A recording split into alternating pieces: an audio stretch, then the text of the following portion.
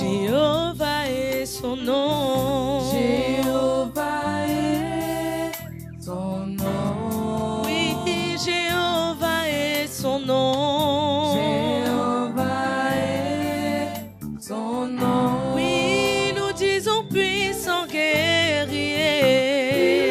Puissant guerrier, fort dans les combats. Jéhovah est son nom. Oui, nous disons puissant guerrier.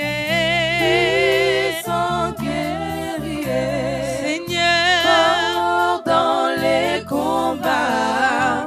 Jéhovah est son nom. oui, nous disons puissant guerrier. Puissant guerrier, Oh, dans les combats. Jéhovah est son nom. oh oui, puissant, puissant. Puissant guerrier, Seigneur, fort dans les combats. Jéhovah est son nom. oui, nous disons puissant guerrier. Puissant guerrier, Seigneur, fort dans les combats. Jéhovah est son nom. oh oui, puissant, puissant. Puissant guerrier, Oh, fort dans les combats. Jéhovah est son nom.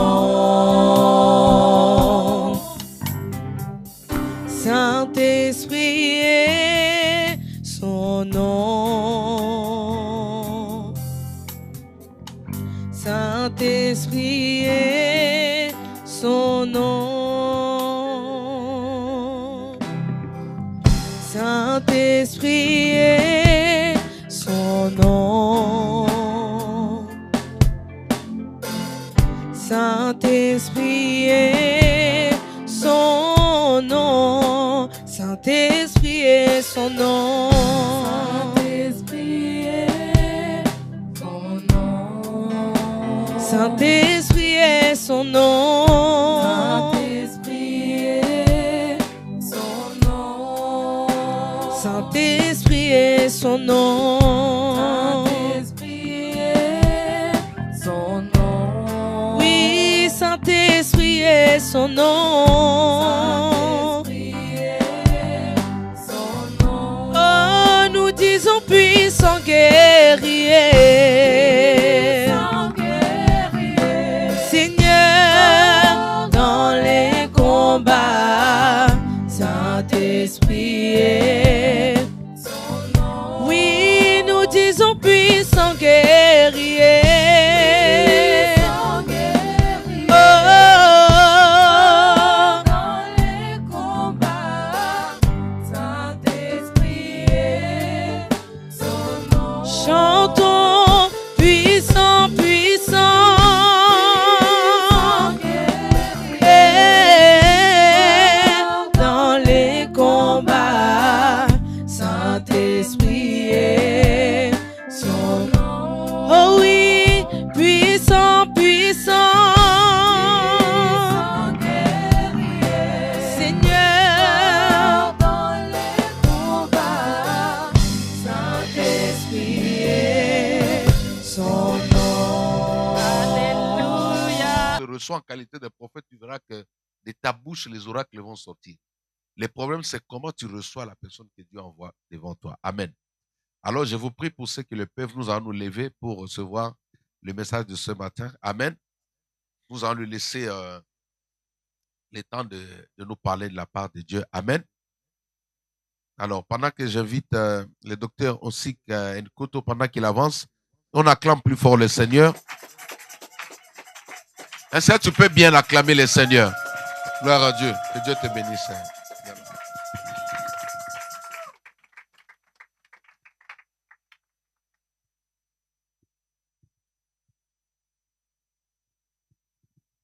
Amen. Amen. Gloire à Dieu. Est-ce qu'on peut encore acclamer pour le Seigneur très fort? Gloire au Seigneur.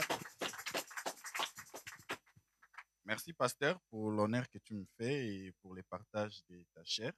Amen. Et avant de vous asseoir, je vais juste te dire un mot. Aujourd'hui, c'était merveilleux, la louange et l'adoration. Qui peut attester? Amen. Il y a un verset qui dit ceci.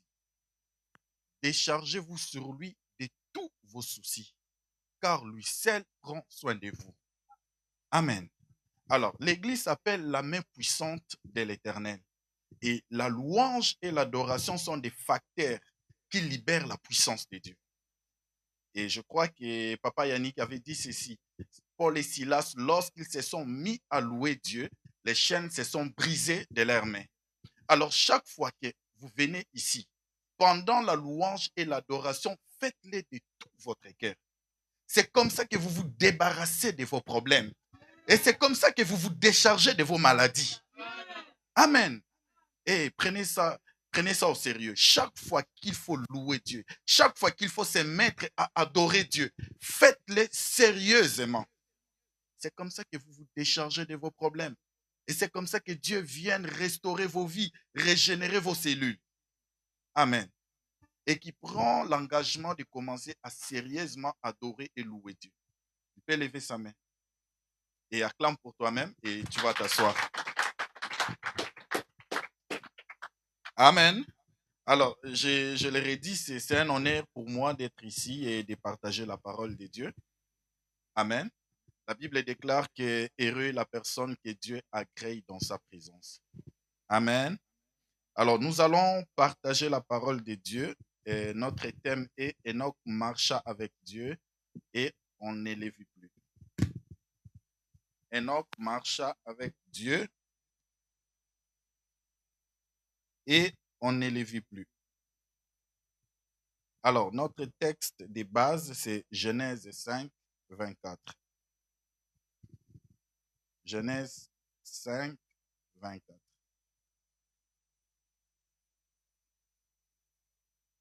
Je vais lire. Enoch marcha avec Dieu, puis il ne fut plus, parce que Dieu les prit. Je répète. Enoch marcha avec Dieu, puis il ne fut plus, parce que Dieu les prit. Amen. Et on va ajouter des autres versets qui composent l'esprit des versets de base. Hébreux 11, 5, et puis on reviendra dans Genèse 5, 22. Je lis rapidement. Hébreux 11, 5. La Bible dit ceci. C'est par la foi qu'Enoch fut enlevé pour qu'il ne vit point la mort et qu'il ne parut plus parce que Dieu l'avait enlevé. Car avant son enlèvement, il avait reçu les témoignages qu'il était agréable à Dieu. Je répète. C'est par la foi qu'Enoch fut enlevé pour qu'il ne vit point la mort et qu'il ne parut plus parce que Dieu l'avait enlevé. Car avant son enlèvement, il avait reçu les témoignages qu'il était agréable à Dieu. Alors je rentre dans Genèse 5, le verset 22e. Enoch, après la naissance de Méthusélah, marcha avec Dieu 300 ans et il engendra des fils et des filles. Amen. Gloire au Seigneur. Alors, je pense que pour les lecteurs de la Bible, vous avez déjà entendu parler d'Enoch, juste en passant. Et les versets qui intéressent souvent les gens, on dit que Enoch marcha avec Dieu, puis on ne le vit plus. Et j'ai cité les autres versets qui composent en fait l'idée sur cet enlèvement. La Bible déclare que parce qu'il était agréable à Dieu. La Bible déclare qu'il reçut les témoignages qu'il était agréable avec Dieu. Et la Bible déclare que Dieu l'enlevant en fait qu'il ne vit pas la mort. Amen. En fait, la mort, c'est le passage normal de tout être humain sur la terre. Abraham est mort, Isaac est mort, Jacob est mort. Mais la Bible déclare que Enoch, Dieu a refusé qu'il ne meure.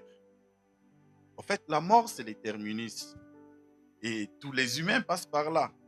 Mais Dieu a refusé pour Enoch. Et on dit qu'il a reçu les témoignages avant son enlèvement. Et les témoignages est qu'il était agréable à Dieu. Mais il y a un autre aspect important dans la marche. En fait, je vais parler de la marche avec Dieu. Mais ici, notre personne référentielle, c'est Enoch. Il y a un autre verset qui dit Enoch marcha avec Dieu pendant 300 ans. Et c'est un détail important.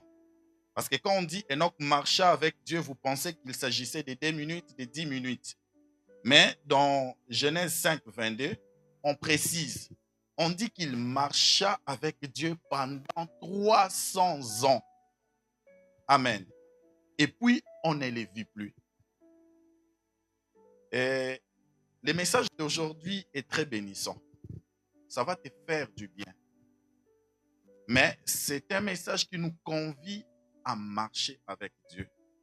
Ça nous parle de l'importance de la marche avec Dieu et des bénéfices qui en découlent. Amen. On dit Dieu l'enleva. Alors, qu'est-ce que je vois par là? Il marcha avec Dieu, puis Dieu l'enleva. Je voudrais aussi nous donner une autre idée. En géométrie, on parle de la ligne. Et on dit que la ligne, c'est quelque chose qui est formé de points. Mais ça part de moins l'infini ou plus l'infini vers l'autre côté de l'infini. Alors, pourquoi je parle de la ligne? Parce que quand on parle de la marche avec Dieu, il y a des gens qui ont marché avec Dieu et qui sont morts. Mais les choses ne sont pas arrêtées par la mort. Parce qu'après la mort, il y a une continuité. En fait, nous marchons avec Dieu sur une ligne. Amen. Il y a une continuité. Mais quand on parle d'Enoch, on dit que Dieu refusa qu'il ne voie la mort, qu'il ne rencontre la mort. Alors, Dieu l'a enlevé. Mais la marche d'Enoch avec Dieu ne s'était pas arrêtée au point de son enlèvement. Est-ce que vous comprenez? Mais ça veut dire que dans un espace-temps limité, il a marché avec Dieu et puis on ne l'a plus vu. Mais il a continué quand même avec Dieu quelque part. C'est comme ceux qui marchent avec Dieu aussi, qui meurent, ils continuent avec Dieu quelque part. Et pourquoi je parle de ceci? C'est juste pour vous faire l'idée que l'enlèvement de Enoch, pour lui peut-être c'était Dieu l'a carrément enlevé de la terre. Mais cette vérité est d'application encore aujourd'hui. Il y a des gens qui marchent avec Dieu et que Dieu agrée. Et Dieu les enlève aussi. Mais peut-être pas de la terre. Mais dans les contextes, espace-temps où ils ont marché avec Dieu. Est-ce qu'on comprend? Tu peux marcher avec Dieu, je ne sais pas, dans ton travail, dans ta carrière, dans ta vie sociale, dans ton quartier. Et quand tu marches avec Dieu, jusqu'à ce que Dieu t'agrée, sache que Dieu va t'enlever de là où tu es. Vous n'avez pas encore compris. Amen. Enoch marcha avec Dieu et on ne les vit plus. Tu sais, ta vie est délimitée quelque part. Peut-être que tu te réveilles chaque jour de chez toi. Tu vas au travail, je ne sais pas, tu vas quelque part et tu rentres là. C'est le circuit de ta vie. Et Dieu t'invite à marcher avec lui dans ces circuits-là de ta vie. Parce qu'à force de marcher avec Dieu, Dieu va t'enlever. Et les gens de ton environnement, de ces circuits, ne te verront plus.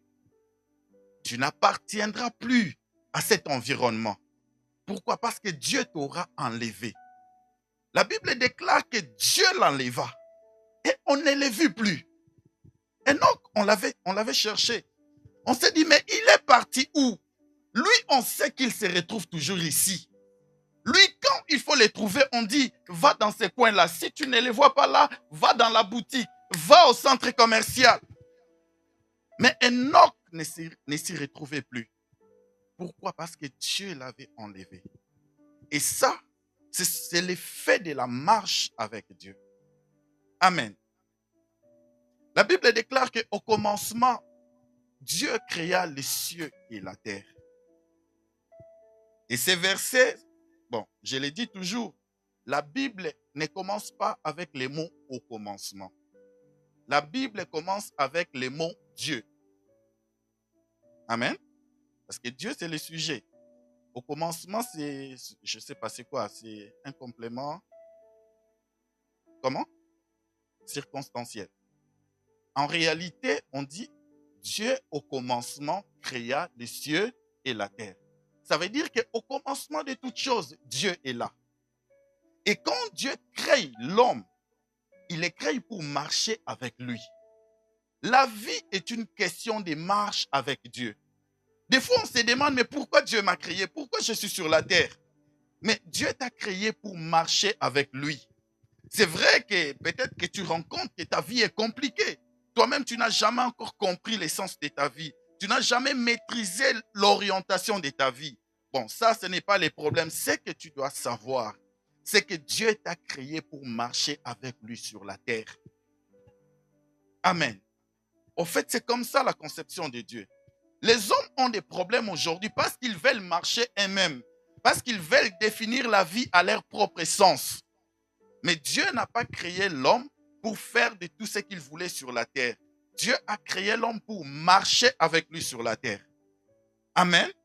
Alors, pour comprendre l'essence de cela, je commence par un verset, Genèse 17, 1. La Bible déclare qu'après ces choses, l'Éternel apparut à Abraham.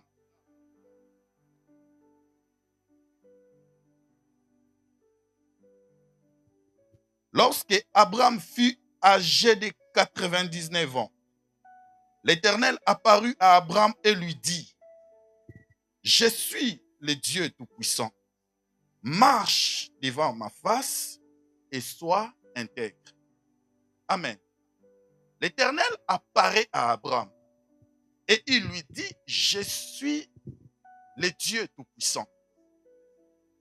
Marche devant moi et sois intègre. » En fait, les problèmes, ce ne sont pas tes problèmes. Les problèmes, ce n'est pas que tu as des problèmes. Le problème est que tu ignores les dieux qui se tiennent à côté de toi. Est-ce que vous comprenez? Le problème n'est pas que tu as des problèmes. Le problème n'est pas que tu as des maladies. Le problème n'est pas que ça ne marche pas avec toi. Le problème est que tu ignores qui se tient à tes côtés. La Bible déclare que l'Éternel apparut à Abraham et lui dit, « Je suis le Tout-Puissant. » Tu sais, quand une personne commence par te dire ce qu'il est, c'est qu'il sait que tu ne sais pas très bien ce qu'il est. Dieu n'avait pas besoin de dire à Abraham que je suis le Dieu Tout-Puissant. Parce que quand il est apparu à Abraham, Abraham savait que c'est mon Dieu. Mais Abraham ne percevait pas très bien qui est-ce que son Dieu était. Amen. Il lui dit, je suis El Shaddai, le Dieu Tout-Puissant. Ça veut dire que rien ne me résiste. Rien n'est plus grand pour moi. Mais le problème, c'est toi, Abraham. Tu regardes plus à tes problèmes au lieu de me regarder. Amen. Alors maintenant, qu'est-ce qu'il conseille? Qu'est-ce qu'il recommande à Abraham? Il lui dit, marche devant moi.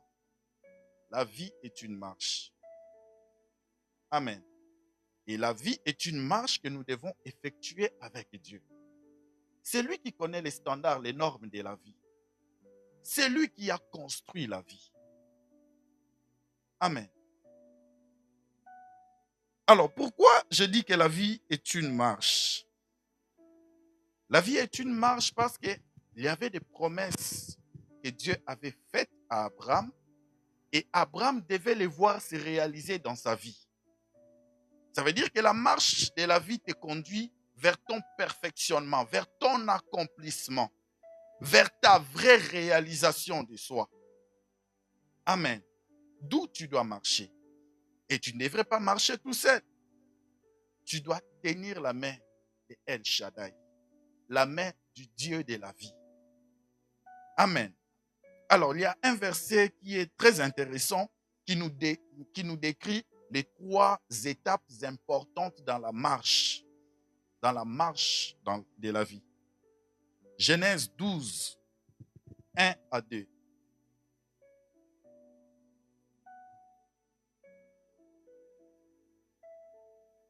Genèse 12, 1 à 2. Je vais lire rapidement. L'Éternel dit à Abraham, va-t'en de ton pays, de ta patrie et de la maison de ton père, dans les pays que je te montrerai. Je ferai de toi une grande nation. Je te bénirai et je rendrai ton nom grand.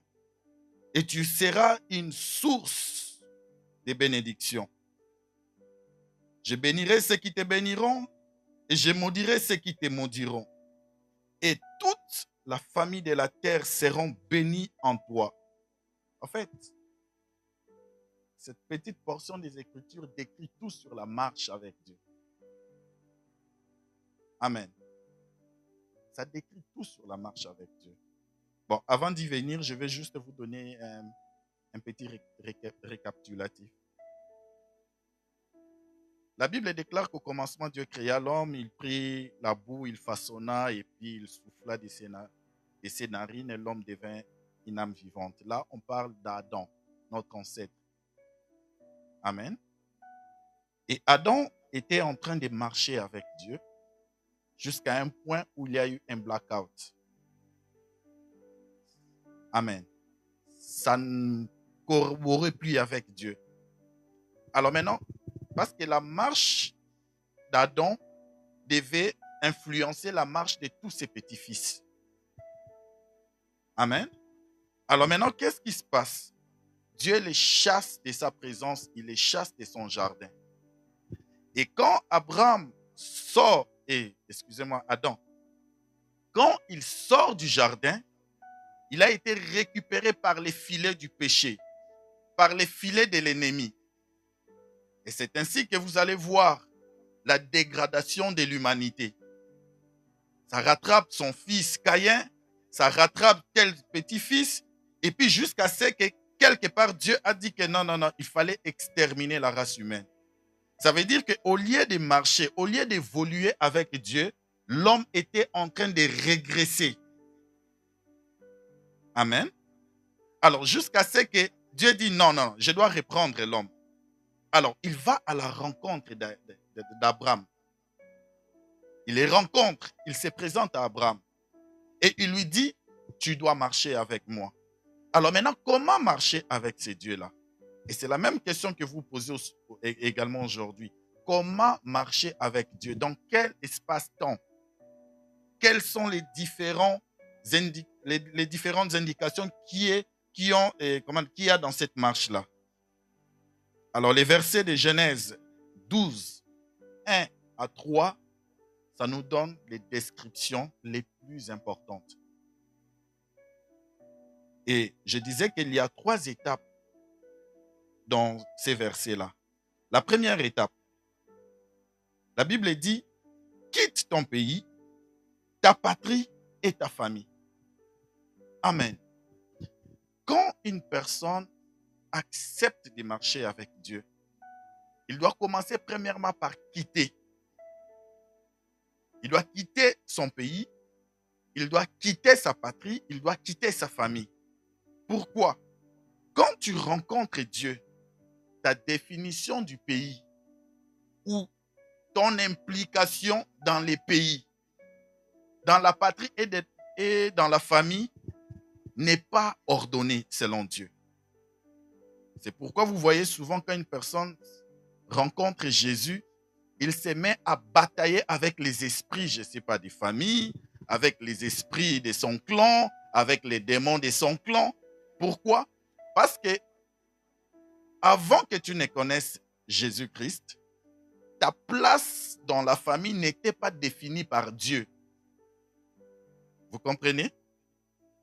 Adam a mis au monde les enfants non pas dans la présence de Dieu, non pas dans les jardins. Ça veut dire qu'il y a eu des lois qui ont été établies dans les familles, dans les pays, dans la patrie, qui n'honoraient pas Dieu. D'où, quand tu dois marcher avec Dieu, Dieu doit commencer d'abord par te récupérer du pays. Il doit te faire sortir de la patrie et il doit te faire d'abord sortir de la famille. Il y a même un verset qui dit, crois, tu seras sauvé, toi et ta famille. En fait, ici, c'est dans le monde invisible, dans le monde spirituel. C'est toi qui crois. C'est toi qui es sauvé. Mais la Bible déclare que comme tu es sauvé, tu dois aussi impliquer le salut de ta famille. Je parle de la marche avec Dieu. Amen. Alors, dans les premiers points dans la marche avec Dieu, il s'agit de quitter. C'est ce que Dieu a dit à Abraham. Quitte ton pays. En fait, ici, il ne s'agit pas de renoncer à ta famille.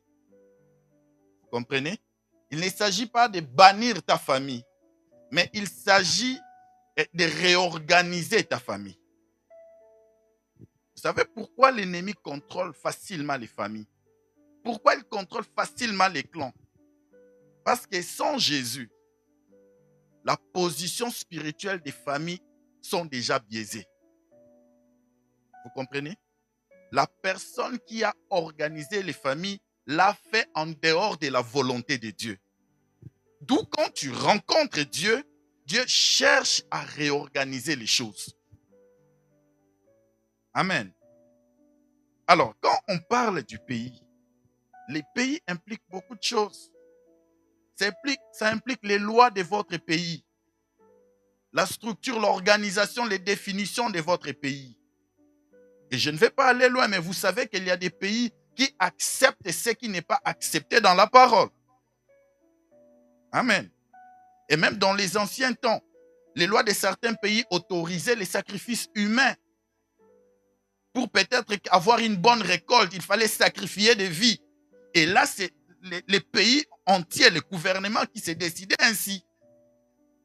Mais ce n'est pas quelque chose qui s'accorde avec la loi de Dieu, la loi du Créateur. D'où quand Abraham accepte El Shaddai, Dieu lui dit, sors de ton pays. Tu es dans un pays qui a une façon de voir des choses, de définir les choses, de faire les choses. Mais ces choses ne me plaisent pas. D'où tu dois d'abord sortir de là. Et quand on parle de la patrie c'est comme la nation. On la définit par la volonté, les émotions qui caractérisent un groupe de personnes. Vous voyez quand on dit que non, tu es congolais, ça veut dire que en tant que nation, on voit l'ensemble des volontés et des émotions qui nous caractérisent. C'est ce qui fait que quand tu rencontres un autre Congolais quelque part, tu sens qu'il y a une attraction entre vous. Tu sens comme s'il y a des affinités, des rapprochements, alors que vous ne vous connaissez pas. Et Dieu dit à Abraham, tu dois d'abord sortir de là. C'est vrai qu'il y a des rapprochements. C'est vrai qu'il y a des affinités, des émotions entre vous. Mais facilement, le diable aussi circule à l'intérieur de cet espace. Et comme tu es sauvé, tu dois d'abord sortir de là. Et je vais te faire rentrer encore là. Mais tu sors d'abord. Amen. Et Dieu dit, quitte ta famille. Il y a des familles qui sont vendues. Oui.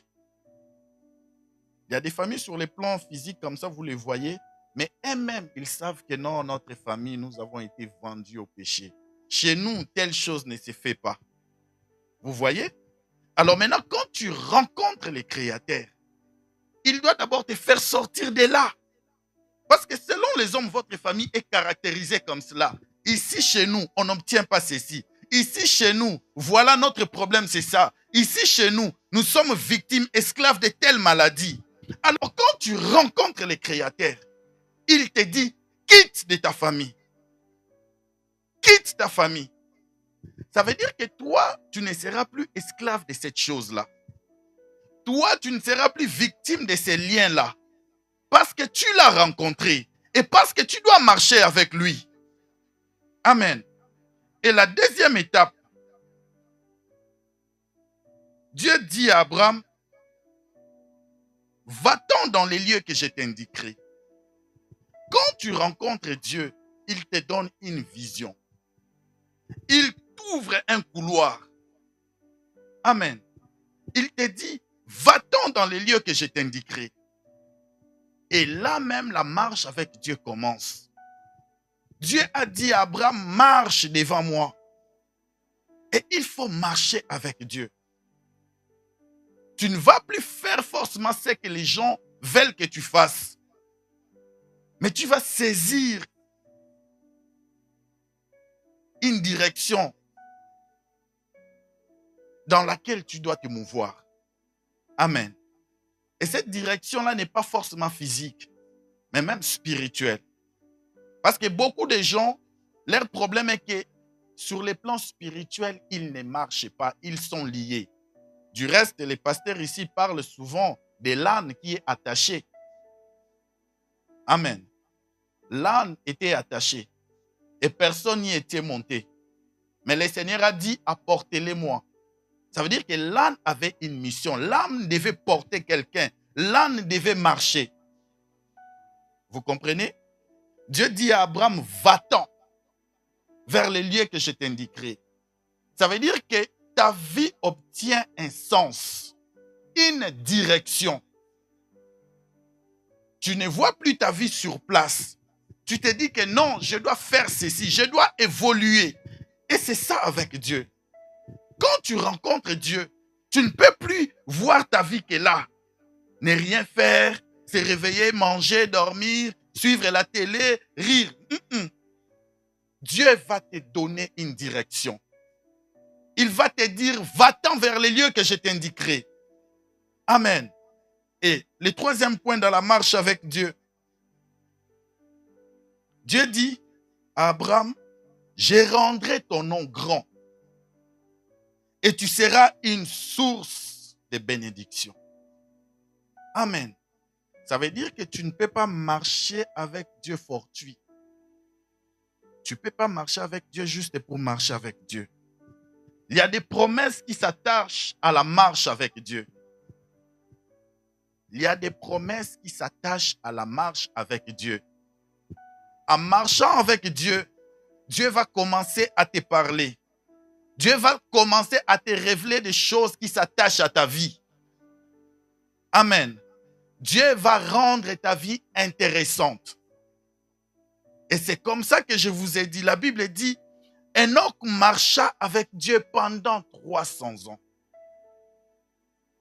Ça fait combien de temps que tu marches avec Dieu?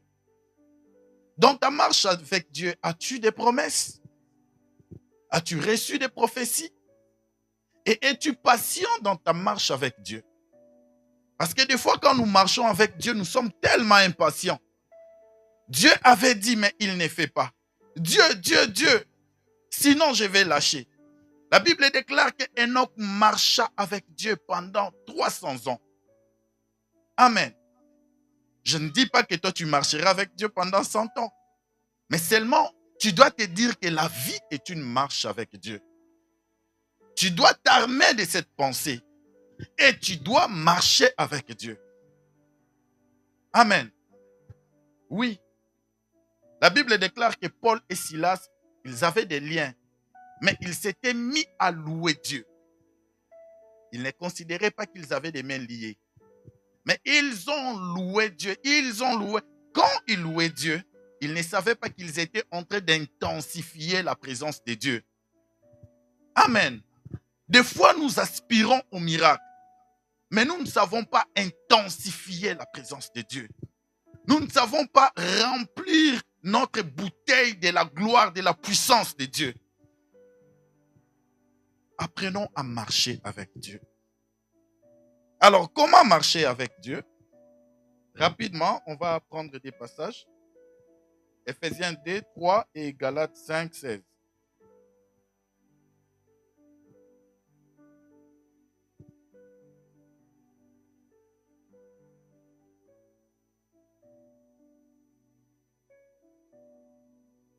Ephésiens 2,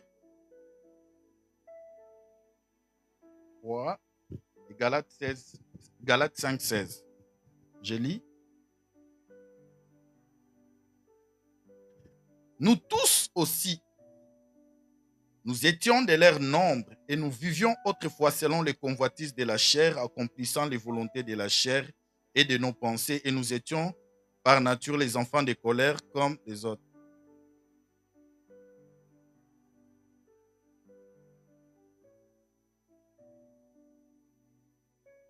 Non, c'est Éphésiens 2. Je peux commencer 1 à 2.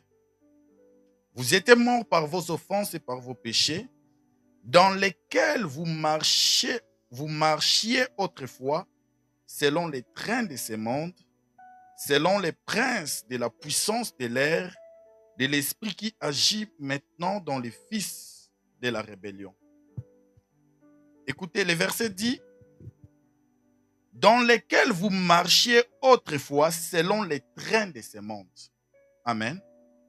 Alors, je vous ai dit, quand vous rencontrez Dieu, Dieu commence par vous faire sortir de votre pays, de votre patrie et de votre nation. Pourquoi?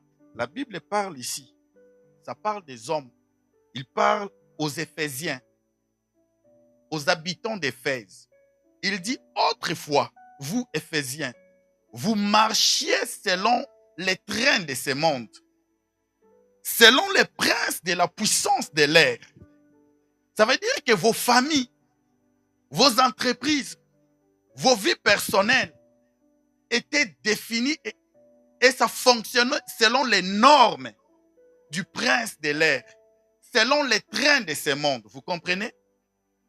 Et c'est ainsi que quand vous rencontrez le Seigneur doit vous faire sortir de ces trains du monde.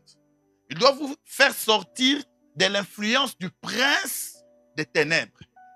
Et c'est comme ça que plusieurs familles vivent.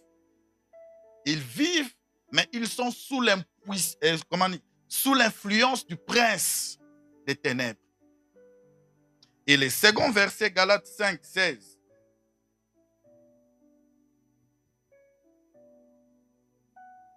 La Bible dit,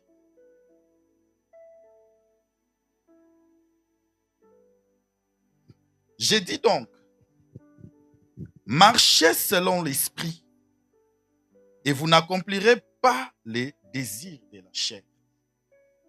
Amen. La marche avec Dieu. Ça veut dire que sur la terre, il y a des gens qui marchent, mais qui marchent selon la chair. Amen.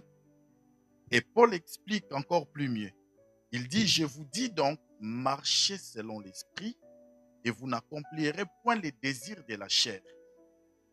Et si vous continuez, il dit, l'esprit a des désirs contraires à ceux de la chair. Amen. Donc, quand Dieu avait rencontré Abraham, Abraham marchait, mais il marchait selon la chair. Amen. Alors, Dieu devait les sortir de ces cadres-là de la chair pour l'établir dans les cadres de l'esprit. Et c'est ainsi que la Bible dit, marchez selon l'esprit et vous n'accomplirez point les désirs de la chair. Amen. Alors, dans l'homme, il y a constamment une bataille. Et la bataille qu'il y a dans les hommes, ça oppose l'échec d'Adam à la victoire de Jésus. Est-ce que vous avez compris? Parce que nous, les humains, on a des ancêtres. Le premier Adam et le second Adam. Amen. C'est-à-dire que notre premier ancêtre avait échoué dans sa mission. Et il nous a transmis les gènes de son échec, les gènes de sa culpabilité, les gènes de son égarement. Et Jésus-Christ est venu pour nous sauver du péché. Et en Jésus, il y a les gènes de la victoire, de la délivrance, de la libération. Mais maintenant, en toi, il y a une bataille. Ça veut dire que tu es d'un côté tiré vers Adam et de l'autre côté, tu es tiré vers Jésus. Amen. D'où tu dois te soumettre à Jésus-Christ. Tu dois soumettre ton corps, ton âme et ton esprit à Jésus pour vivre à une personne renouvelée. Et c'est cet homme-là renouvelé qui est capable de marcher avec Dieu. Et ainsi, la Bible déclare que marcher selon l'esprit, vous n'allez pas accomplir les désirs de la chair. Amen. Parce que le désir de la chair est puissant quand vous êtes dans la chair. Amen. Les liens sont puissants quand vous êtes dans la chair. Les maladies sont puissantes quand vous êtes dans la chair. Mais quand vous passez du pôle de l'esprit, vous commencez à devenir puissant, vous commencez à vous élever au-dessus de la chair. Vous commencez par vous élever au-dessus des liens. Et c'est comme ça que Dieu a dit à Abraham, quitte.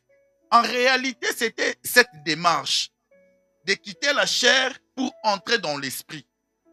Vous comprenez? Quand Dieu dit à Abraham, quitte ton pays, ça veut dire que tu dois sortir du côté de la chair. Tu dois entrer maintenant dans ton pays du côté spirituel. Amen. Parce que là, tu es contrôlé. Là, tu es assujetti. Mais si tu passes du monde, du côté spirituel, tu retrouves tes bons sens. Amen.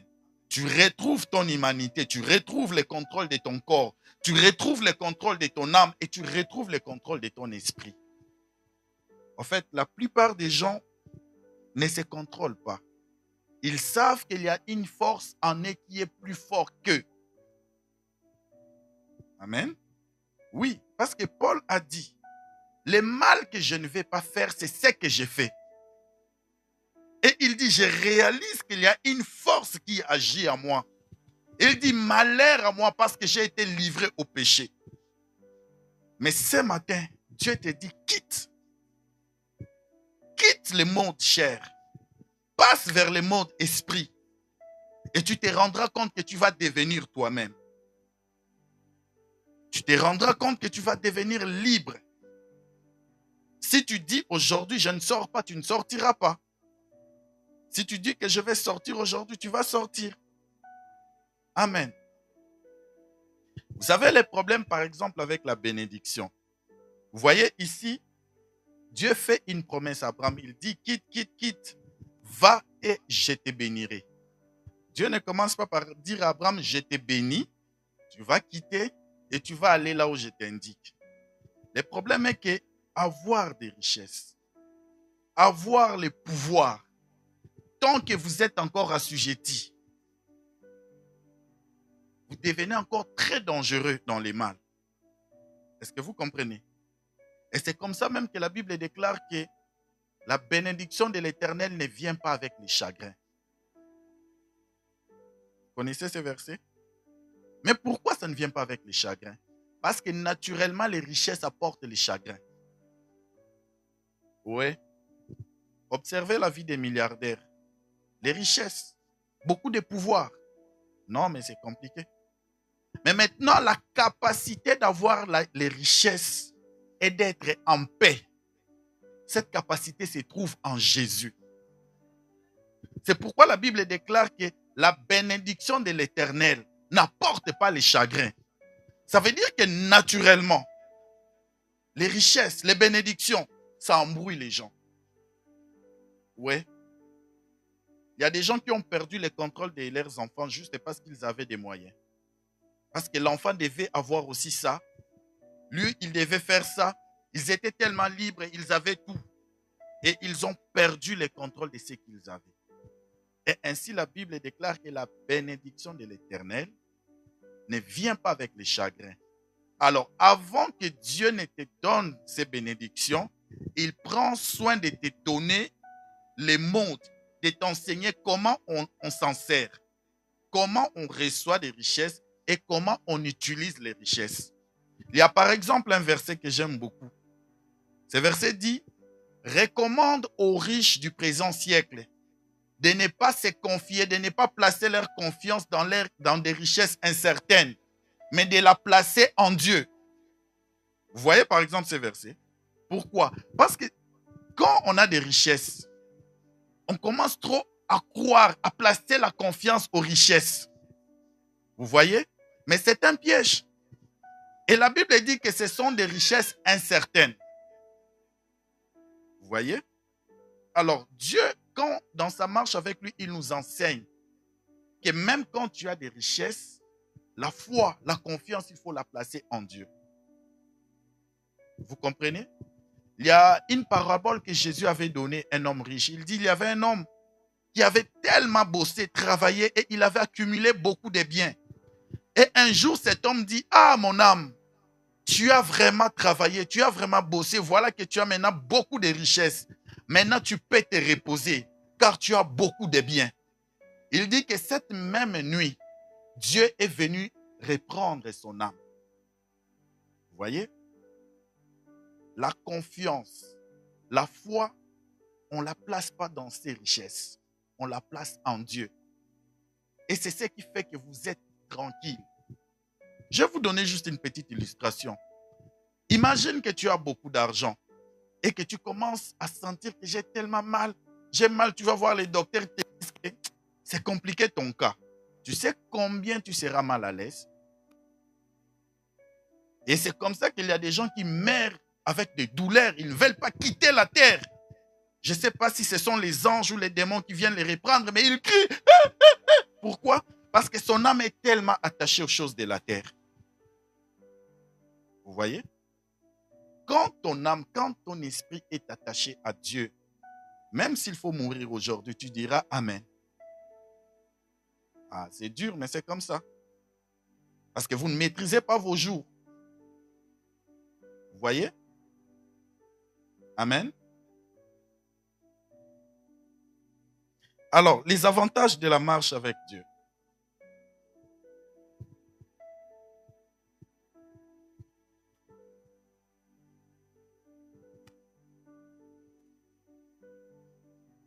Psaume 84, 5 à 8.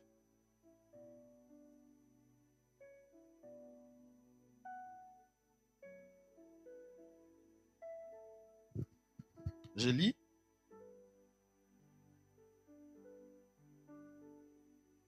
Heureux ceux qui habitent ta maison, ils peuvent te célébrer encore. Heureux ceux qui placent en toi leur appui, ils trouvent dans leur cœur des chemins tout tracés. Lorsqu'ils traversent la vallée des Baca, ils la transforment en un lieu plein de ressources. Et la pluie la couvre aussi de bénédictions. Leur force augmente pendant la marche. Et ils se présentent devant Dieu à Sion. Amen. La Bible déclare que heureux ceux qui se confient en Dieu. Mais la dernière phrase dit, ces gens-là, leur force augmente pendant la marche. Amen. Le premier point de bénéfice de la marche avec Dieu, c'est l'augmentation de ta force. Amen. L'augmentation de ta force, de ta vigueur, de ton charisme. Vous êtes déjà arrivé où tu sens vraiment que tu n'as plus de force. Où toi-même tu sens que, est-ce que je saurais encore vivre pendant 10 ans? Où tu penses, tu sens comme si ton tonus, tu es vidé de ton énergie. La Bible déclare que les adolescents se lassent. Les jeunes s'épuisent, se fatiguent. Oui, la vie c'est comme ça. Il arrive des moments où toi-même tu te dis, je réalise que je n'ai plus la force de vivre. Tu sens que tu es faible. Amen. Parce que la Bible, elle dit même. Et si vous lisez les statistiques ici en France, vous allez voir que les jeunes gens de 25 ans ici en France, des fois, ils sont déjà comme des vieux.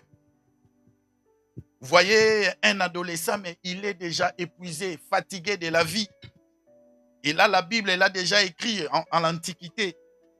Les adolescents se lassent. Ils s'épuisent.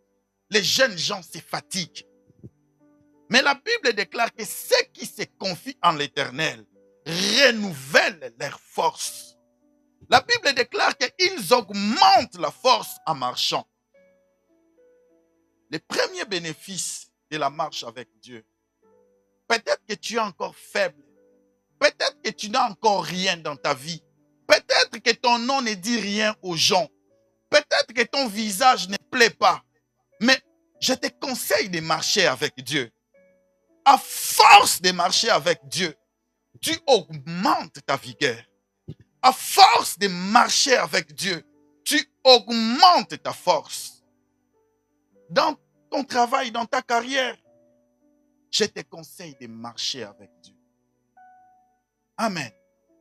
Chaque fois que tu quittes ta maison, tu vas vers ces lieux. Et que tu rentres, tu vas. Marche avec Dieu. À force de marcher avec Dieu, tu ne seras plus la même personne dans ce travail. Tu ne seras plus la même personne dans ta carrière. Tu ne seras plus la même personne dans ta vie. Parce qu'il y a un mystère dans la marche avec Dieu. Le mystère est qu'à force de marcher avec Dieu, on augmente la force. Amen.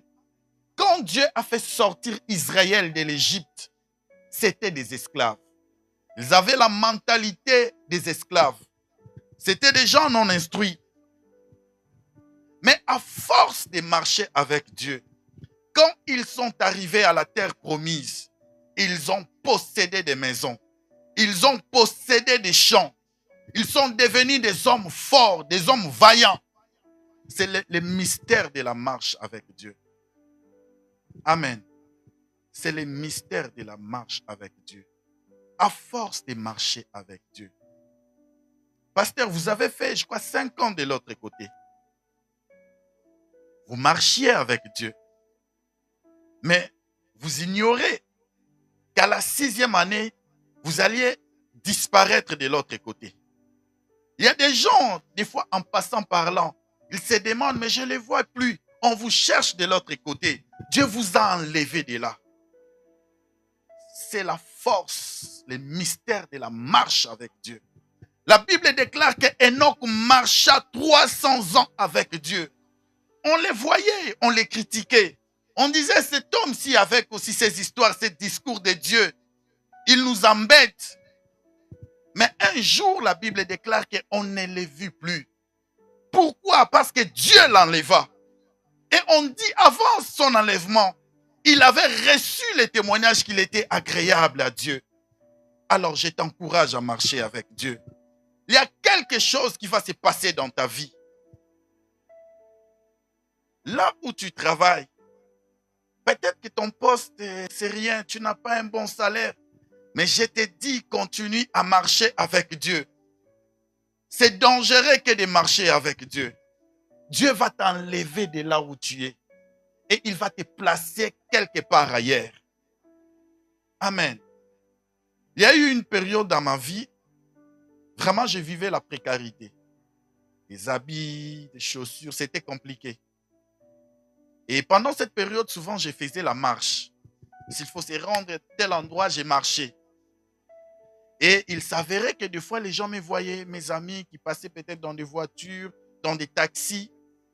Alors moi, je disais à Dieu, Seigneur, j'accepte, je sais que ça ne marche pas, je ne t'en veux pas. Mais s'il te plaît, ne permets pas qu'on me voie. Chez nous, on dit qu'au tracé, dans notre tracé, ligne 11. Vous voyez, je disais, Seigneur, bon, j'accepte, c'est la marche avec toi. Mais je ne veux pas qu'on me voie. Et tu sais, des fois, c'était quand tu rencontres quelqu'un, il dit, ah, je t'avais vu l'autre fois. Je t'avais vu à la 16e rue. Ah, vous voyez, je ne voulais pas. Je me disais, mais Seigneur, pourquoi tu m'exposes? Or, tu sais, quand tu marches avec Dieu, des fois, Dieu va t'exposer. Et c'est vrai que tu ne vas pas vouloir ça. Mais Dieu le fait sciemment. Des fois, tu te dis, non, je vais me cacher. Je vais traverser cette période. Non pas sous les projecteurs. Mais Dieu le fait. Vous savez pourquoi? Parce que tu deviendras la pédagogie de Dieu pour plusieurs personnes. Tu deviendras les enseignements de Dieu pour plusieurs personnes. Les gens qui te voyaient, plus tard, ils verront là où Dieu va te placer. Et c'est eux qui rendront témoignage de toi. Et ils sauront effectivement que Dieu fait ceci dans la vie des gens. On a rendu témoignage d'Enoch après. Et aujourd'hui, nous parlons d'Enoch. La Bible déclare qu'il a marché avec Dieu. Et après, on ne l'a plus vu.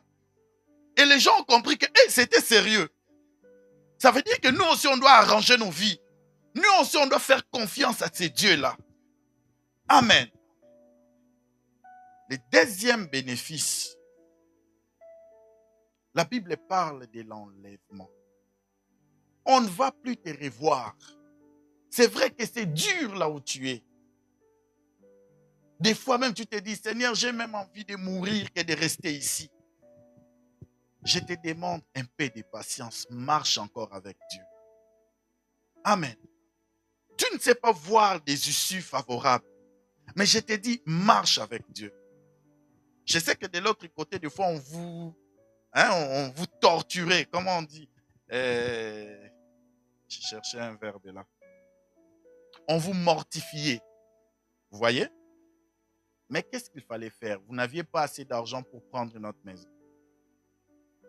Quand tu rencontres des défis, quand les gens te défient dans la vie et que tu n'as pas assez de moyens pour faire face à ces défis-là, le conseil est simple. Continue à marcher avec Dieu. Amen. Des fois, il faut ne pas faire attention à ce qu'on dit sur toi, mais te concentrer seulement sur la marche avec Dieu. Amen.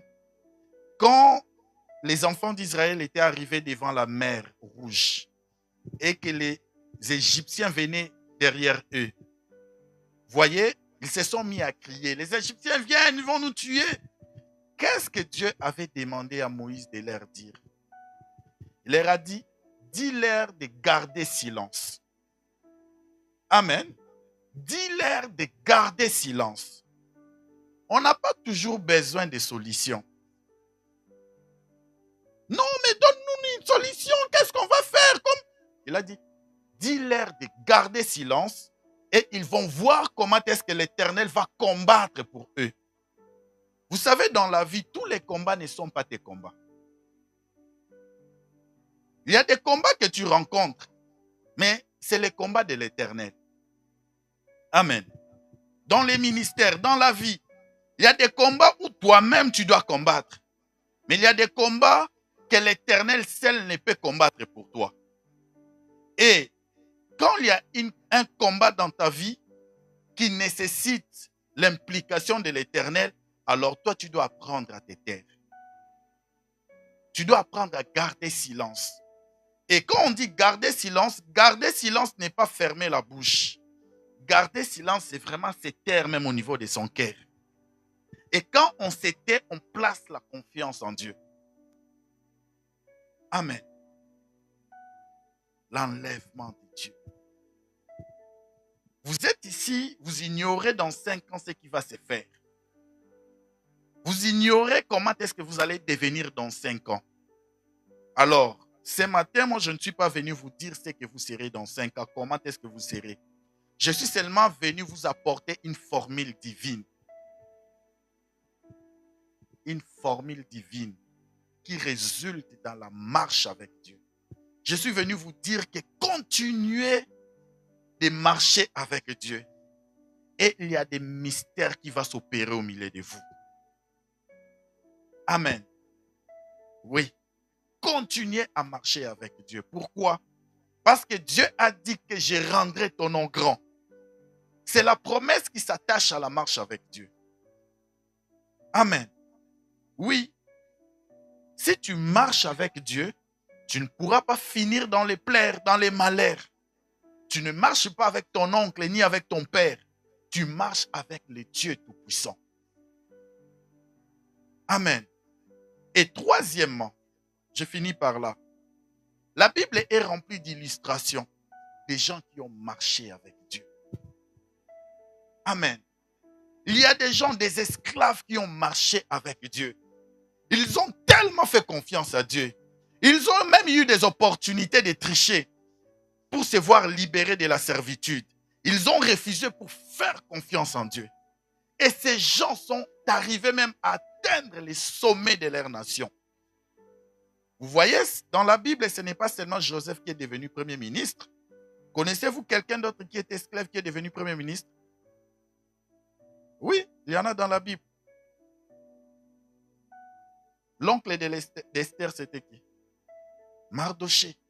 Ils étaient aussi des esclaves. Amen. Du reste, Esther aussi était esclave. Hadassah.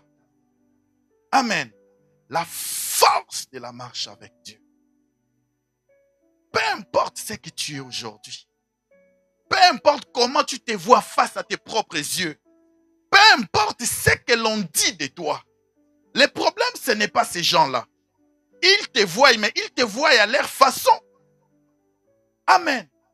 Marche devant ma face et sois intègre. La marche avec Dieu. Je suis venu vous dire qu'il y a une puissance énorme qui se déclenche quand on marche avec Dieu. Amen. Il y a une puissance énorme qui se déclenche quand on est fidèle dans sa marche avec Dieu. Tu ne finiras pas tel que tu es là. Ta vie ne finira pas comme ça dans l'anonymat. Il y a des grands miracles. Il y a des grands témoignages qui vont se déclencher dans ta vie. Mais continue à marcher avec Dieu. Amen. On peut acclamer le Seigneur et s'élever dans la prière.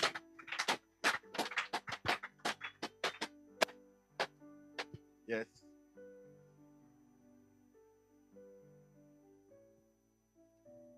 Commence à dire merci au Seigneur.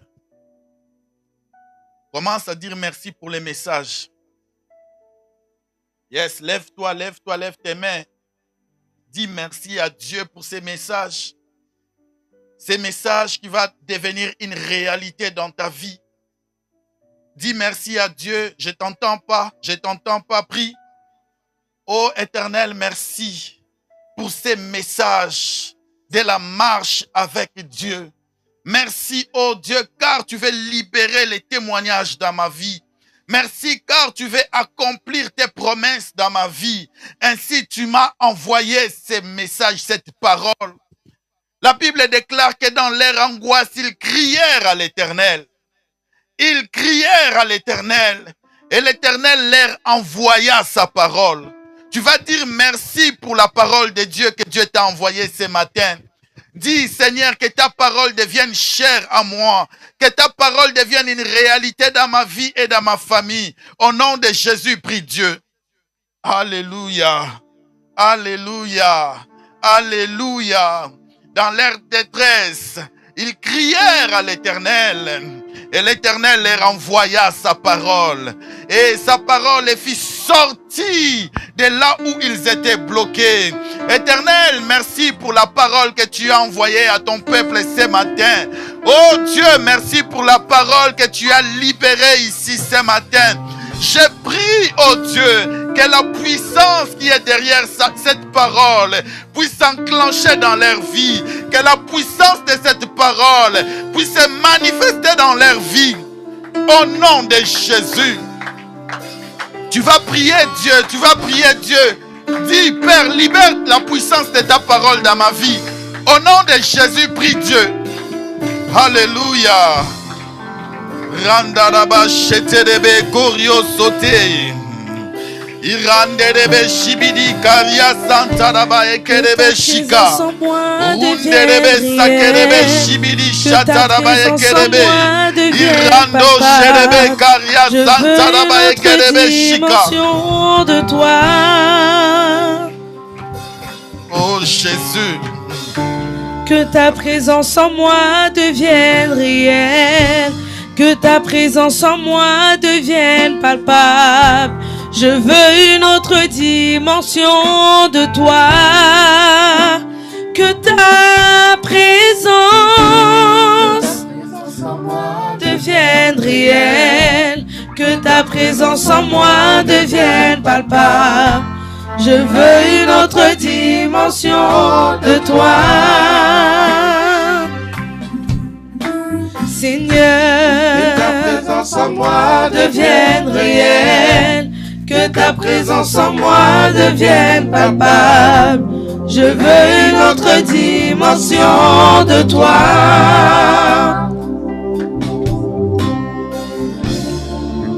Je vais faire un appel des catégories directement. Premièrement, j'appelle ici devant tout celui qui sent qu'il n'a pas assez de force pour marcher avec Dieu. Tout celui qui sent qu'il a vraiment besoin de la grâce de Dieu pour marcher avec Dieu. Tu viens devant. Et deuxièmement, je demande tous ceux qui ont besoin de la force. Tu sens l'épuisement en toi. Tu sens que tu as besoin de la force intérieure. Viens ici, on va prier pour toi.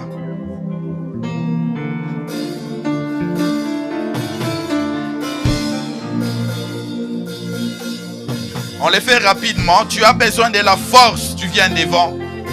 Tu as besoin de l'aide de Dieu pour marcher avec lui, tu viens devant. Que ta présence en moi devienne réelle. Que ta présence en moi devienne palpable. Je veux une autre dimension de toi.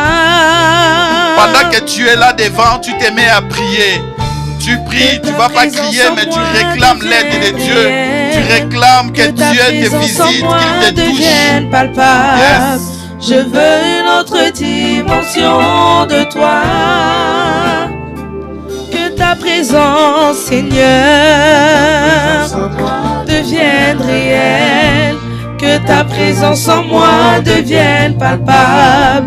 Je veux une autre dimension. Tu as besoin de la force, tu avances. Que ta présence, Jésus, devienne réelle. Merci, que ta présence en moi devienne palpable. Merci, je veux une autre dimension de toi.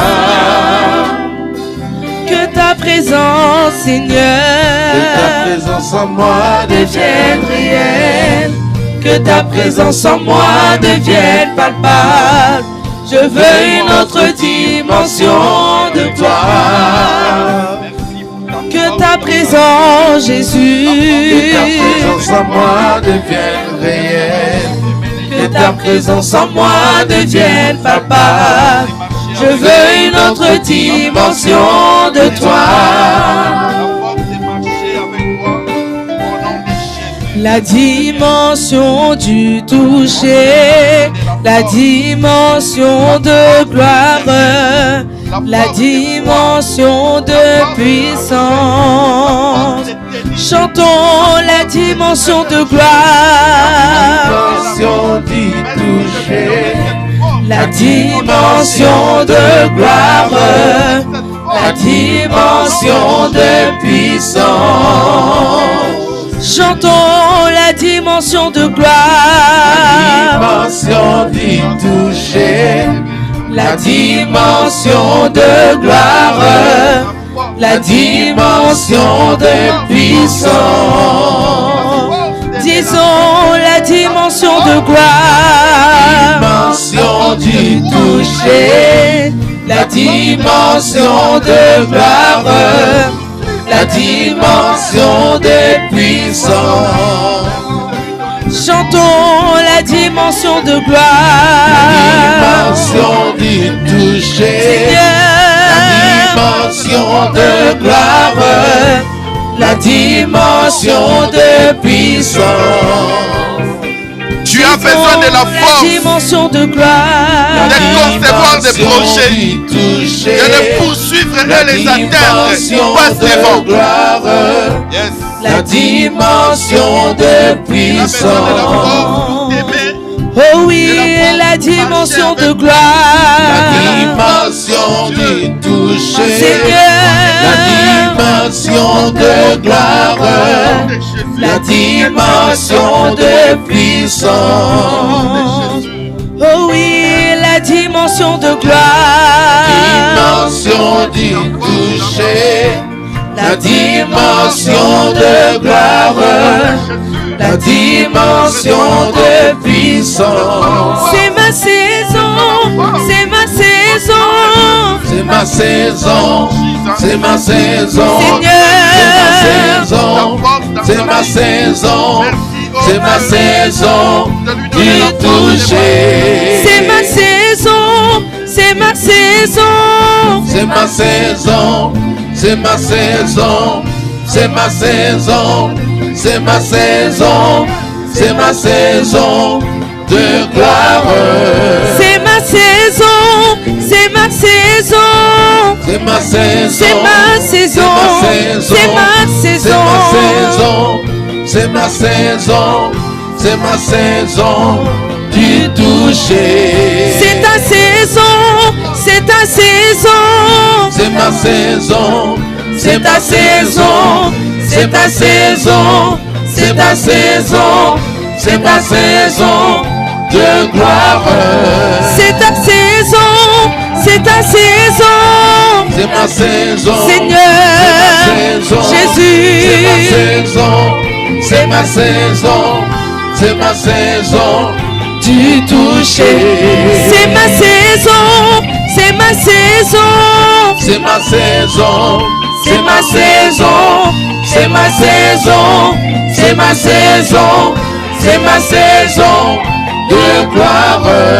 C'est ma saison, c'est ma saison. C'est ma saison, c'est ma saison, c'est ma saison, c'est ma saison, c'est ma saison du toucher. C'est ma saison, c'est ma saison.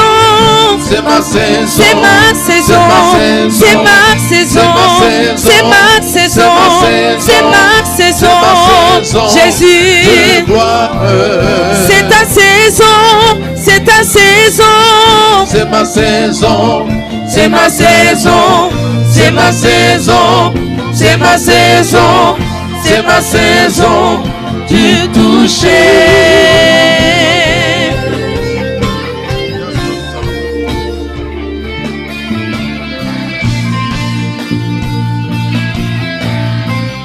C'est ma saison du toucher. C'est ma saison, c'est ma saison. C'est ma saison, c'est ma saison, c'est ma saison, c'est ma saison, c'est ma saison de gloire. Oh oui, c'est ta saison, c'est ta saison. C'est ma saison, c'est ma saison, c'est ma saison, c'est ma saison, Seigneur, c'est ma saison du toucher.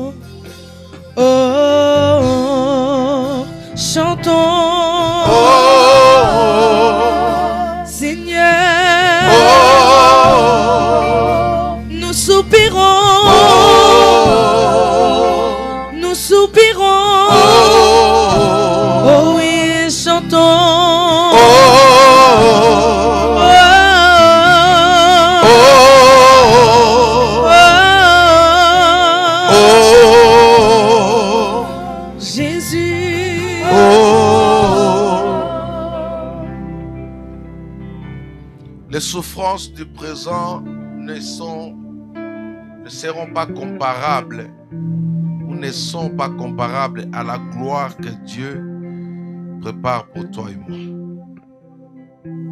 Merci Seigneur pour cette parole.